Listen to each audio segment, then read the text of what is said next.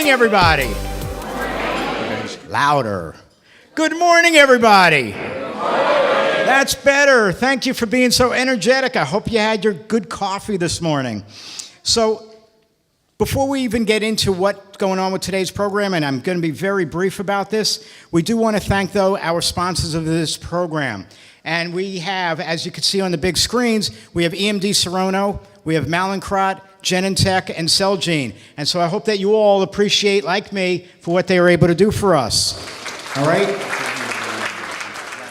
Again, and I say this from program to program to program, the pharmaceutical industry needs organizations such as MS Fusing News to provide these educational programs just so that you learn more about all the different aspects about multiple sclerosis. So again, I am very glad that they're here doing this. And I did already mention the live stream, and I'm glad about that. And I do want to thank our audience out there. So whoever you are, thank you for being here.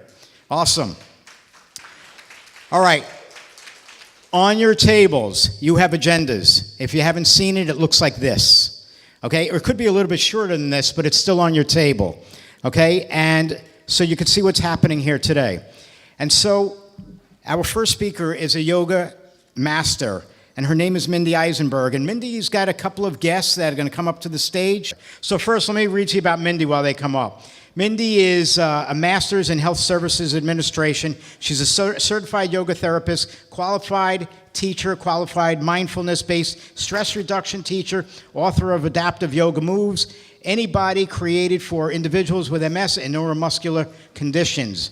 Mindy Eisenberg has been a student of yoga for over 25 years and is a certified yoga therapist and qualified mindful-based stress reduction teacher as well. She's the founder and director of Yoga Moves, and this is a nonprofit organization up in the Michigan area. So let's welcome Mindy for being here. Yay! So I am Mindy Eisenberg, and these are our ready and willing participants. Yay! Today we're going to talk about Yoga Moves MS. It moves you. It's playful. It's powerful, and it's healing. So our agenda today is to first talk about what yoga is and how it can be helpful for you with MS symptoms. This is my mom, Linda. She was diagnosed with MS when I was a little girl, and her condition moved very fast, rapidly. So by the time I was in 4th grade, she was in a wheelchair where she remained for over 25 years. I could not help my mom as a little girl growing up through high school. But as fate would have it, I was introduced to yoga and took it for about 10 years and then decided to do teacher training. I really didn't have a plan, but as soon as I finished teacher training, I was asked to volunteer at a support group for people with MS. And lo and behold, right after that first session, the participants in that support group said, "Can we start meeting?" We meet. It's been 12 years. We meet every Tuesday. So that shows you how powerful it can be. So what is adaptive yoga? How can yoga help you with the symptoms of MS? Mind you, it's not a cure. And to show you, we're going to have a demo with these beautiful souls. So first of all, what is yoga? I like to view yoga as an umbrella with components. So the first and most important component is breathing, often referred to as prana or life force. Now, every single one of us can breathe. So everybody and anybody can do yoga.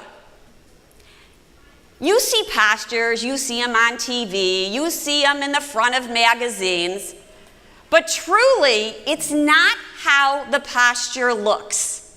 It's what's going on inside of us as we practice. Another important component of yoga is meditation. And that helps, and we'll talk about that a little bit as a mindfulness practitioner, how it can benefit you throughout your day.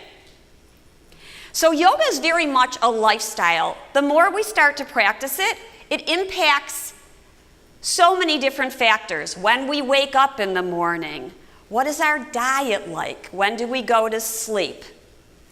What do we read?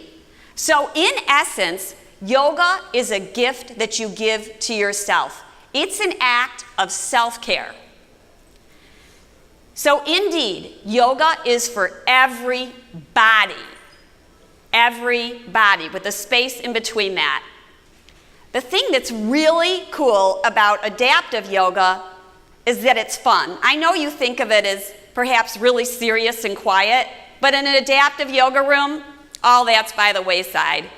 We laugh, we cry, we have fun. The philosophy is no pain, all gain. So we're not looking to push ourselves. And that's one of the benefits of yoga, learning where our edge is so that we don't go too far. It also can be a mechanism of coping with pain. Often people who practice yoga notice that their pain dissipates. In an adaptive yoga room, we're not going fast. It's not speedy. We are going at our own pace. So you could have 5 students in the yoga room and everybody's going at their own rhythm. The room temperature, many people ask me because of course people with MS are concerned about the temperature. In a yoga room for adaptive yoga, for people with MS, the temperature is kept around 70, 72, and of course that's negotiated. One of the many beauties of adaptive yoga is that there's assistance around for you if you're practicing in a small group setting. Now, some people like to practice alone, but I'm really in favor of people practicing together. It's really motivational to hear other people, and many of you might know from going to support groups that it can be helpful. So there's a synergy that goes on, and really, it develops into a community because we're sharing on so many different levels, physically, emotionally, socially. If you ask my students, how does yoga change you? Chuck says, and I'm so happy you're coming on because men often think that yoga's not for them. But Chuck always says, I like his line, I went in a skeptic. I really didn't believe how yoga could help me and my MS. And he says he went from a skeptic to a believer. Yoga's very helpful for anxiety. So very often people walk in the room kind of frazzled. They don't know, people with MS wake up and they don't know what they're going to encounter. Yoga helps us to find some peace, and the power is through the breath. There's a kind of gratitude that happens for the body and what the body can do, and the small miracles that do happen in the yoga room. So, most importantly, we go from stagnant, perhaps not coming out of our houses, to moving. We're no longer isolated. So let's try this out. Let's try this out. Let's start with the yoga breath, because if you're breathing, you're doing yoga. So let's take one hand to our belly and one hand to our heart. And if you're comfortable with it, close your eyes. If not, perhaps find a soft gaze with the eyes halfway or 3/4 of the way closed. And tune in to the fact that you are breathing. There's no right or wrong. There's no good or bad. You're breathing. And this is the life force running through you. You may feel the pulse of the breath. You feel the belly. On the inhale, there's an expansion. On the exhale, there's a softening. The belly descends down. Now you may feel the ribs expanding on the inhale, and you may feel the heart lifting. Yoga is a practice of the heart. Often mindfulness is called heartfulness. So perhaps you're noticing the beat of your heart. The breathing practice slows us down. We live in a world that's very fast-paced. And the power of breathing alone helps us to connect with our bodies. We connect with what's inside. And at the same time, we become aware of what's around us, our environment. So there's a connection within and without, to others around us. As people breathe in the same room, it's known that their breathing starts to equate. It becomes similar. There's a similar rhythm the more that we're together. Now, as we practice breathing, the breath can become stronger and longer. And that's with time. So we're not pushing or pulling to get this length. It happens because it's like a muscle. It's like a muscle. So the diaphragm moves up and down, and we get this fullness of breathing, taking in the air, the life, the energy around us. And you can release your hands down. Strongly encourage taking pauses throughout your day, breathing. Perhaps maybe before you're going into meeting someone, or how about into an MRI or a doctor's appointment? There are so many ways that we can use the breath. When you wake up, before getting ready to get out of bed, take a few breaths. It can help before you go to sleep. So my students say, before they took yoga, they had no desire. They did not want to practice yoga. But now, after practicing, they know that it's something that makes or helps them, facilitates, so that they feel better. In yoga, we try to focus on what you can do. In fact, I can't is not allowed in the yoga room. It's just not allowed. The focus is on ability, not our limitations. It's about what we can do.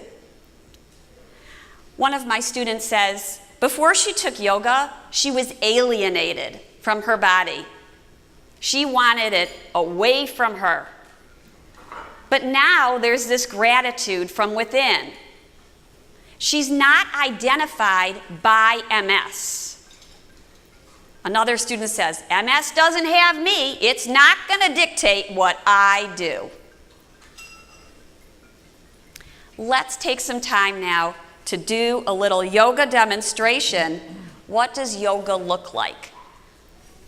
So let's start by sitting up tall, lengthy spine, and our feet just parallel underneath, heels under the knees, and just feel. Come to that yoga breath. Feel your spine long. Feel the sit bones on the seat. Sense. Notice I say sense, feeling your feet touching the earth. Many people with MS say, I can't feel my feet. But even numbness has a sensation. Even numbness has a sensation. And on your next inhale, let your right arm come forward and up towards the sky. Lift up. And then exhale and flow your arm down. Guess what? You just did yoga. Yoga is moving with breath. And let's try the left. Inhale, left arm rises. And exhale and flow the arms down. Inhale, both arms rise. Spread your fingers wide. Feel space in between them. Feel those little tiny bones in your palms and in your fingers. Reach up higher. And now exhale, take your hands on top of your thighs or knees. We're going to do seated cat-cow pose. Some of you might know what cat-cow pose is if you practice yoga. So you're going to take your chin towards your chest and picture a cat that gets kind of angry and their back curls. And breathe in. And breathe out. And feel the expansion in the back of your body. And then inhale, lift up, push your palms into your thighs and draw your shoulder blades together. That's beautiful. The neck rises. Let's do this just like a wave. Exhale, round your spine, chin to chest. Our tailbone curls under.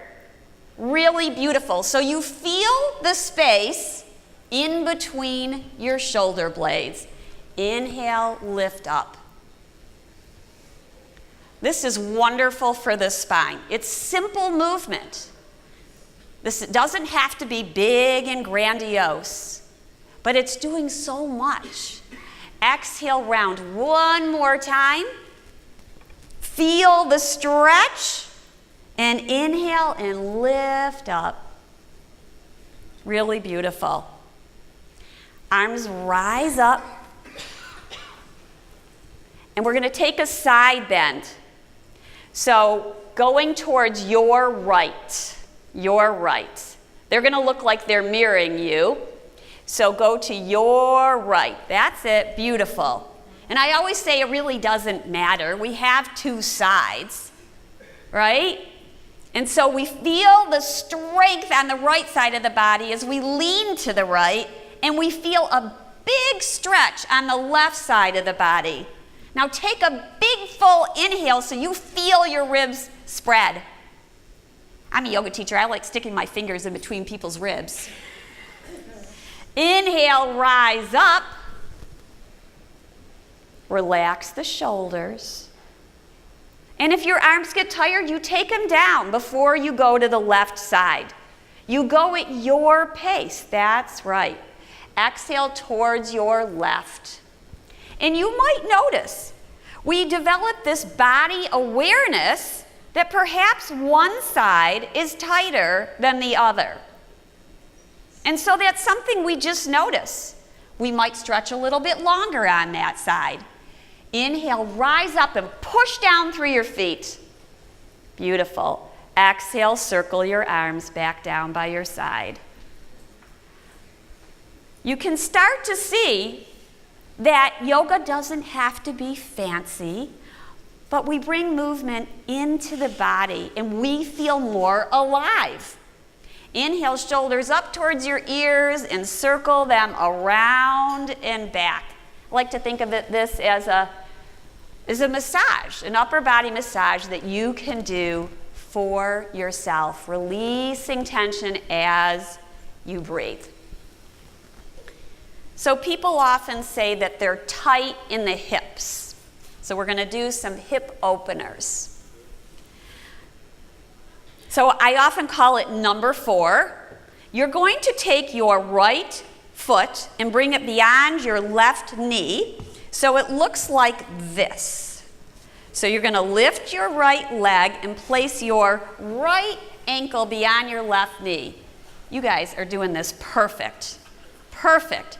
So you might start to feel a hip opener right here. And if you don't, we can help you feel more. Well, we want to feel.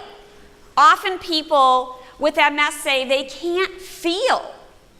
So yoga helps us to find that sensation. Really, yoga's about sensation. And that helps us to be more mindful about where our bodies are in space. So if we don't feel right here, is anybody not feeling yet? You feel a hip opener yet? So we're going to start to lean forward, and you're going to do it what's right for your body. You're going to start to lean forward until you start to feel a hip opener. So when we say that, we mean you might feel a sensation at the back of your hip or inside your right thigh. And when you start to feel that sensation, you stop leaning forward. You stop right where you're at. Beautiful. Are you guys starting to feel a little opening in the hip? If you're not, lean forward more. Are you already feeling it? Yeah. Oh, yeah, she feels it now. Notice, Just sitting up straight's enough. just sitting up straight is enough. That's the yogi knowing when it's enough, when it's just right. So we want to be safe. Breathe right here. I say usually take 3 to 5 breaths in a yoga posture and then come out of it. But you can stay as long as you want. It's just a guideline. Inhale, rise back up. Just notice, how do you feel? And relax the right foot back down to the earth. Wonderful. All these poses, by the way, can be done on the earth. They can be done on the mat. So in adaptive yoga, almost every pose can be done standing, seated in a chair, or on the earth. Let's do the other side. The other side can feel entirely different. And so, yep. And you want to know something, that leg, those bones in your leg are the heaviest bones in your body. So yes, just helping the leg to come up. By the way, a lot of people with MS say, my good leg and my bad leg. I don't know if that's any of you, but we try to get that out of here. We've come up with all kinds of creative names for this leg. How about right leg and left leg? How about co-worker, co-partners? They're partners. Your body is doing the best it can do, and it's working for you every day. So let's lean forward, find the sensation on the left side. As you breathe, inhaling and exhaling. Inhaling and exhaling. And as we stay a little bit longer, the sensation may become a little bit stronger. If it's too much, we don't push, we back off. We back off a little bit and then perhaps re-enter again. So yoga is a practice. Again, we do it again and again and again. Because every day we wake up and the practice is different. Our bodies are different. Every day, perhaps every hour, time of the day. People with MS know, right? Maybe perhaps mid-afternoon. Get a little tired and need a break. Yoga can also be restorative. One of my favorite poses is putting your feet up the wall or on a chair. People tell me that it's very relaxing for the nervous system. And we'll exhale and come out of that. They've been in it a little long. So come on out, release the leg. Good. And just notice, how does the body feel different? How does the body feel different? Good. How many people have spasticity with MS? Right? That's a really common symptom, to feel rigid, contraction, spasm, spasticity. So this is one of my favorites to do. And you can do this in bed, seated, or lying on the earth. So you can use a yoga strap, but you don't have to use a yoga strap. You could use even like a belt from your robe. So we're going to have you can lower the left leg down, and you're going to put the strap around your right foot. And we're going to show this a few different ways. I'm going to have you interlace your fingers underneath your right thigh. And there's another tie. Where did it go? If not, I'll have you for now, interlace your fingers underneath the right thigh. And I'm going to give you the strap. So, here's the strap. All right. So you can put the strap around the foot and crisscross it, and then take your hands to the strap and gently press your heel towards the center of the room. So we gently straighten the leg only to it's actually giving you messages. Can you hear me? Okay. So what do you feel as you stretch your leg out? You might feel sensation at the back of the leg, very often where we get tight, or behind the calf. Yes? Yes. So we only want to go to that point of, I call it like a dull discomfort. And then exhale and release the leg back down. Beautiful. Beautiful. And what'd you say? Give you back the strap. No, we're going to do the left side now. And thank you so much for being a participant. It's wonderful to show the different variations. And then we sit up tall, and once again, we practice on the left side. So interlacing your fingers underneath the thigh, and just notice, what is your body feeling now? What is your body feeling now? It's not a judgment. It's a sensation. It is what it is. Breathe in and breathe out. And then gently relax the foot back down. We just notice, and we take our time at our own pace. And now we're going to practice a twist. You can lower the leg down. We're going to practice a twist. I say you have to do at least one twist a day. You know, in yoga, we talk about all kinds of bodily functions. So perhaps you can imagine what the twist does for you. It does affect the digestive system and the elimination system. So sitting up tall, you're going to take your left hand outside your right thigh and your right hand towards the back of the chair, or even on the side. It would be fine just like that. Relax the shoulders down your back. You've got this. You've got this. And you get to control how much the twist is. Relax your necks. If they feel like it's going too far, then just let the chin come back to center. Breathe in. Breathe out. Notice, what are you feeling? What are you feeling from the inside out? You might feel the shoulders opening. This is a twist from the navel up. Inhale, come back to center, and exhale, and inhale before we do the other side. So we're taking pauses in the adaptive yoga room. Now you're going to take your right hand outside of your left thigh. There you go. And left hand comes to your side. You're using your hands and your arms to help find the twist that's just right for you. Breathe in. Breathe out. Spine is tall and heart is opening. And let's return to center. And at the end of a yoga practice, we take a pause once again to let the body absorb all the movement, the practice, the changes, the transformation that happens in the body. And so we breathe in gratitude.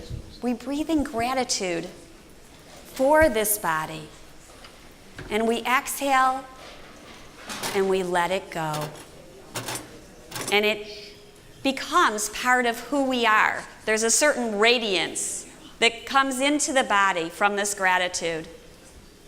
And so in the yoga room, the Shavasana for many students is why they come, because it's a resting pose. It's a time to give yourself permission to rest.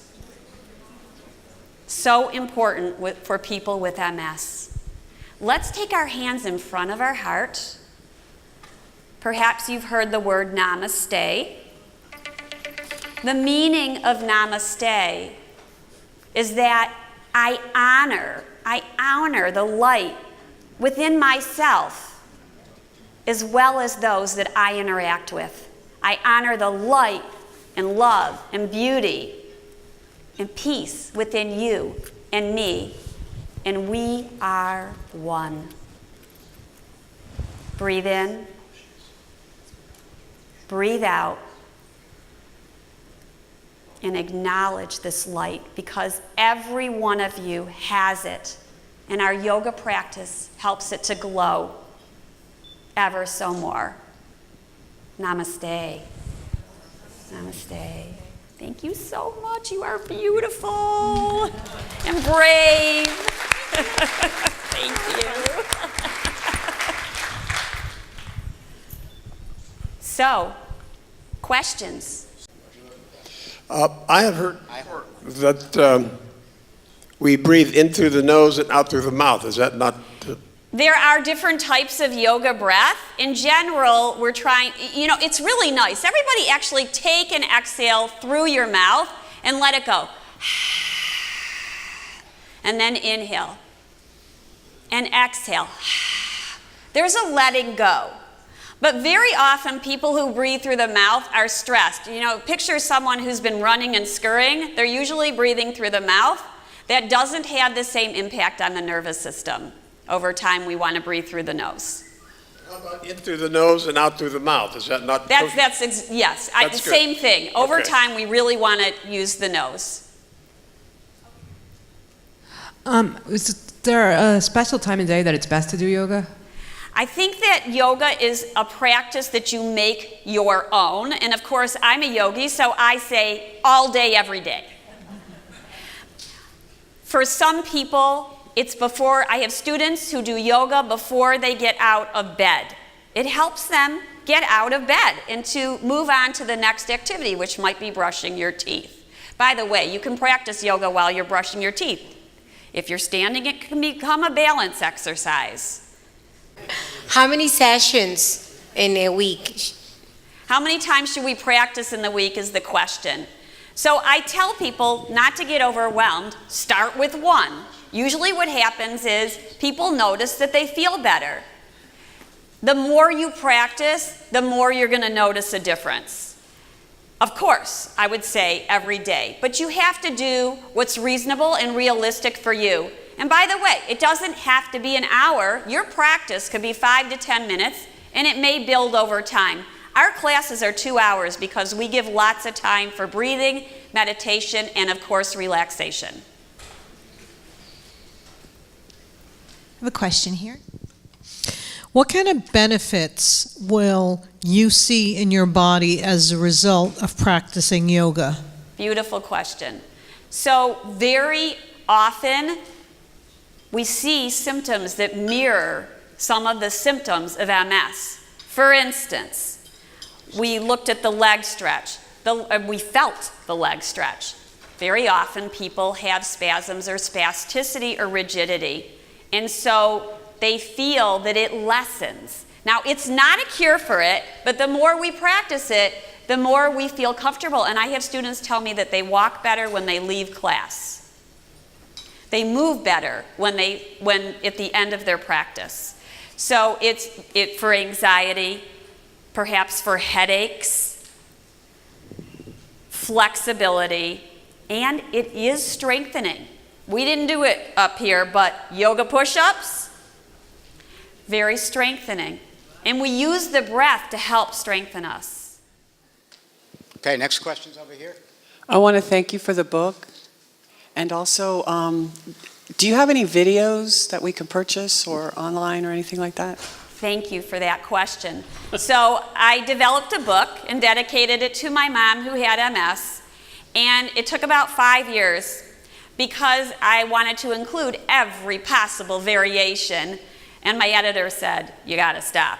But so it's a 400-page book with umpteen different poses that can be done in different ways. So kind of out there is documenting that yoga can be for everybody. What makes the book different is there's sequences in the back in the book.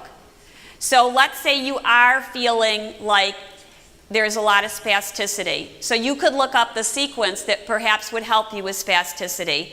In addition to that, we have 11 videos that match the sequences in the back of the book. So they work together very well. The sequences and the book are meant to be a pair.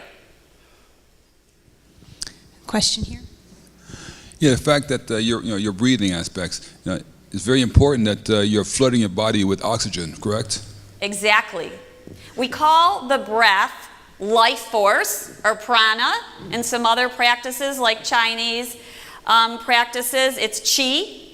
They all really come to the same conclusion that we know that breathing is life within us.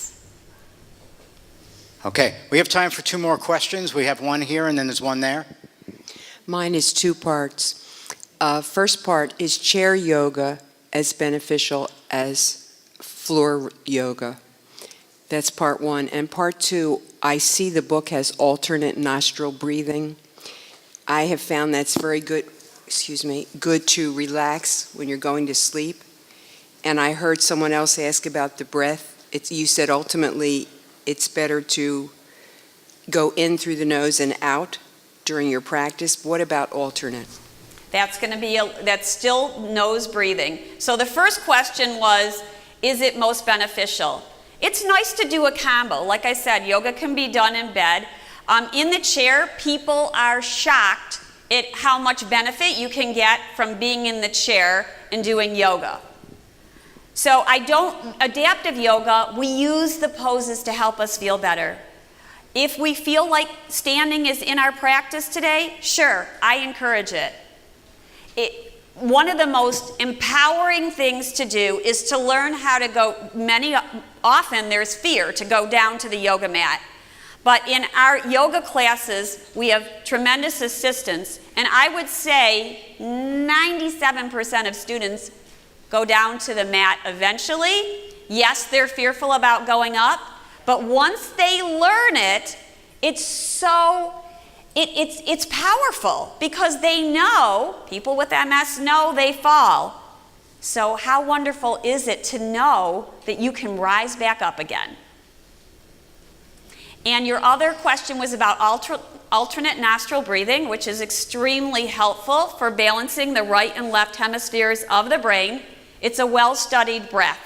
And that's true, you're going to inhale and exhale through your nostrils. One question here, Mindy. Hi. Do you have any specific exercises for balance? Because I heard you talk about everything else, and I agree with you. I do yoga for years, and I love it, and I'm stronger, and I can do everything more. But you haven't mentioned anything about balance. Thank you for mentioning that, for bringing that up. Balance is probably one of the most common reasons people come to yoga. Balance, for many people with MS, is sitting in the chair, tall. There are practices that are such as tree pose that can be done standing or in the chair and actually lying down. It is a balance practice where we're practicing standing on one leg, right? You know tree pose. There's a pose called spinal balance. It can be done in the chair. You want to demo that? Take your right arm forward.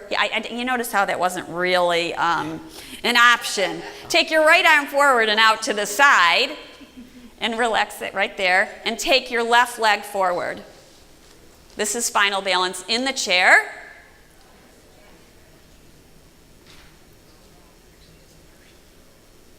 So there are many different poses that we don't think of as balance postures, and it becomes a benefit. One of my students, and you can watch, there's called Yoga Moves MS Testimonials. You can relax down now.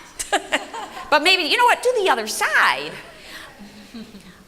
In the testimonial, she says that her balance is better and she's noticed that she's not falling as much. Now, I'm not going to claim that yoga is going to prevent falls. It may reduce the amount of falls because we become more conscious of our body, because we become stronger, because we learn how to stand on our feet. Great. That was the last question. So thank you for doing this. Thank you, Mindy.